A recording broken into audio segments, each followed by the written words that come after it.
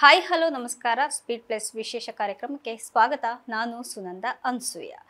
Big boss ಮನೆಯಲ್ಲಿ ಸ್ಪರ್ಧಿಗಳು ಆಡುವಂತಹ ಪ್ರತಿ ಮಾತನ್ನ ವೀಕ್ಷಕರು ನೋಡ್ತಾ ಇರ್ತಾರೆ. ಸೋಷಿಯಲ್ ಮೀಡಿಯಾದಲ್ಲಿ ಕೆಲವರು ತಮ್ಮ ಅಭಿಪ್ರಾಯವನ್ನ ಕೂಡ ವ್ಯಕ್ತಪಡಿಸ್ತಾ ಇರ್ತಾರೆ. ಸರಿ ಅನ್ಸಿದ್ದನ್ನ ಸರಿ ಅಂತ ಒಪ್ಕೊಂಡ್ರೆ, ತಪ್ಪು ಅನ್ಸಿದ್ದನ್ನ ಖಂಡಿಸ್ತಾ ಬರ್ತಾ ಇದ್ದಾರೆ.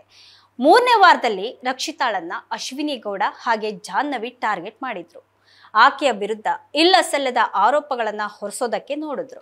ಇನ್ನು ರಕ್ಷಿತಾಳನ್ನ ಅಶ್ವಿನಿ ಎಸ್ ಅಂತ ಕರೆದಿದ್ದು ಮಾತ್ರ ಮ್ಯೂಟ್ ಮಾಡಿದ್ದು ಎಲ್ಲವೂ ಗೊತ್ತೇ ಇದೆ.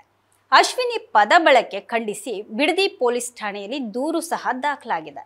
ಅಶ್ವಿನಿ ಗೌಡ ಹಾಗೆ ಬಿಗ್ ಬಾಸ್ ಆಯೋಜಕರ ವಿರುದ್ಧ ವಕೀಲರೊಬ್ಬರು ದೂರನ್ನ ದಾಖಲಿಸಿದ್ರು. ಅಶ್ವಿನಿಯ ನಡೆ ನುಡಿ ಬಗ್ಗೆ ಕೂಡ ವೀಕ್ಷಕರು ಬೇಸರವನ್ನ ವ್ಯಕ್ತಪಡಿಸ್ತಾ ಬರ್ತಾ ಇದ್ದಾರೆ. ಇನ್ನು ರಕ್ಷಿತಾಗೆ ಆ ಪದವನ್ನ ಬಳಸಿದ ಬಗ್ಗೆ ಕಾಂತಾರ ಸ್ವರಾಜ್ ಶೆಟ್ಟಿ ಅವರು ಕೂಡ ಖಂಡನೆಯನ್ನ ಮಾಡಿದ್ದಾರೆ. ರಕ್ಷಿತಾಳ ಅಪ್ಪ ಅಮ್ಮ ಶ್ರೀಮಂತರಾಗಿದ್ರೆ ಆಕೆ ಕೂಡ ಒಳ್ಳೆ ಬಟ್ಟೆಯನ್ನ ಹಾಕ್ತಾ ಇದ್ಲು ಅಂತ ಹೇಳಿದ್ದಾರೆ. ಕರಾವಳಿ ಮೂಲದ ಸ್ವರಾಜ್ ಶೆಟ್ಟಿ ರಂಗಭೂಮಿಯಲ್ಲಿ ಗುರುತಿಸಿಕೊಂಡಂತವರು. ಕೆಲ ತುಳು ಹಾಗೆ ಕನ್ನಡ ಸಿನಿಮಾಗಳಲ್ಲಿ ನಟನೆಯನ್ನ ಮಾಡಿದ್ದಾರೆ.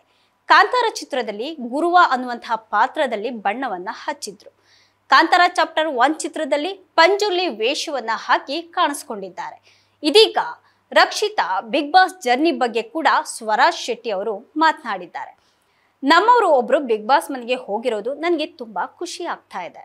ಅಷ್ಟು ದೊಡ್ಡವರ ನಡುವೆ ಒಬ್ಬ ಪುಟ್ಟ ಹುಡುಗಿ ಇದ್ದಾಳೆ. ಮನೆಯಲ್ಲಿ ಏನೇನೋ ಆಯ್ತು, ಅದ್ರ ಬಗ್ಗೆ ನನಗೆ ಸ್ವಲ್ಪ ಬೇಸರ ಆಯ್ತು. ಓಪನ್ ಅಪ್ ಆಗಿ ಮಾತನಾಡ್ತಾ ಇರ್ತಾಳೆ. ಟಾಸ್ಕ್ ಅನ್ನ ಚೆನ್ನಾಗಿ ಆಡ್ತಾಳೆ. ಬುದ್ಧಿವಂತೆ, ದೊಡ್ಡವರ ರೀತಿ ಬೆರೆತು ಆಡೋದು ಕಷ್ಟ ಆಗ್ತಾ ಇರಬಹುದು ಆಕೆಗೆ. ಆಕೆಯ ಜರ್ನಿ ಇನ್ನೂ ದೊಡ್ಡದಾಗಿರುತ್ತೆ ಅಂತ ಅನ್ನಿಸ್ತಾ ಇದೆ. ಕರಾವಳಿಯವರಾಗಿ ಆಕೆಗೆ ಆಲ್ ದ ಬೆಸ್ಟ್ ಅಂತ ಸ್ವರಾಜ್ ಅವರು ಹೇಳಿದ್ದಾರೆ.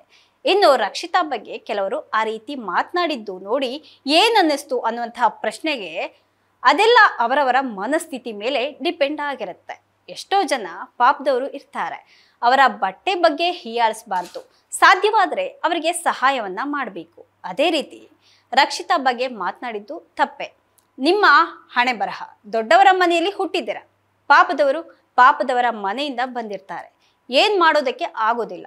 ಅವರ ಅಪ್ಪ ಅಮ್ಮ ದೊಡ್ಡವರಾಗಿದ್ದಿದ್ರೆ ಇವರು ಅದೇ ರೀತಿ ಇರ್ತಾ ಇದ್ರು. ನಾವು ಹಾಕುವಂತಹ ಬಟ್ಟೆ ನಮ್ಗಿಷ್ಟ ಆಗ್ಬೇಕು, ಬೇರೆಯವರಿಗೆ ಅಲ್ಲ.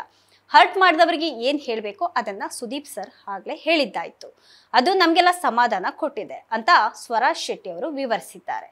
ಅಶ್ವಿನಿ ಗೌಡ ಮಾತ್ರ ಅಲ್ಲ, ಕಾಕ್ರೋಚ್ ಸುದೀಪ್ ಪದ ಬಳಕೆ ಬಗ್ಗೆ ಕೂಡ ಭಾರಿ ಚರ್ಚೆ ನಡೆದಿತ್ತು. ವೀಕೆಂಡ್ ಪಂಚಾಯಿತಿಯಲ್ಲಿ ಸುದೀಪ್ ಸರಿಯಾಗಿ ಕ್ಲಾಸ್ ಅನ್ನ ತಗೊಂಡಿದ್ರು. ಬಳಿಕ ತಾವು ಆ ರೀತಿ ಮಾತನಾಡಿದ್ದು ತಪ್ಪಾಯ್ತು ಅಂತ ಕೂಡ ಅವರು ಒಪ್ಕೊಂಡಿದ್ದಾರೆ. ಇನ್ನು ರಕ್ಷಿತಾ ದಿನದಿಂದ ದಿನಕ್ಕೆ ಉತ್ತಮವಾದಂತಹ ಆಟವನ್ನ ಪ್ರದರ್ಶನ ಮಾಡ್ತಾ ಇದ್ದಾರೆ. ಸುದೀಪ್ ಮೆಚ್ಚುಗೆಯನ್ನ ಕೂಡ ಪಡೆದುಕೊಳ್ತಾ ಇದ್ದಾರೆ. ಆಕೆ ಶೋ ಗೆಲ್ಲಬೇಕು ಅಂತ ತುಂಬಾ ಜನರ ಆಸೆ ಕೂಡ ಆಗಿದೆ. ಬಿಗ್ ಬಾಸ್ ಮನೆ ಈಗ ಬಿಬಿ ಕಾಲೇಜ್ ಆಗಿ ಬದಲಾಗಿದೆ. ವೀಕ್ಷಕರಿಗೆ ಭರ್ಜರಿಯಾದಂತಹ ಮನೋರಂಜನೆ ಕೂಡ ಉಣಬಡಿಸ್ತಾ ಇದೆ ಅಂತಾನೆ ಹೇಳಬಹುದು. ಇದಾಗಿತ್ತು ಇವತ್ತಿನ ವಿಶೇಷ. ನಿರಂತರ ಸುದ್ದಿಗಾಗಿ ನೋಡ್ತಾ ಇರಿ ಸ್ಪೀಡ್ ಪ್ಲಸ್ ಕರ್ನಾಟಕ.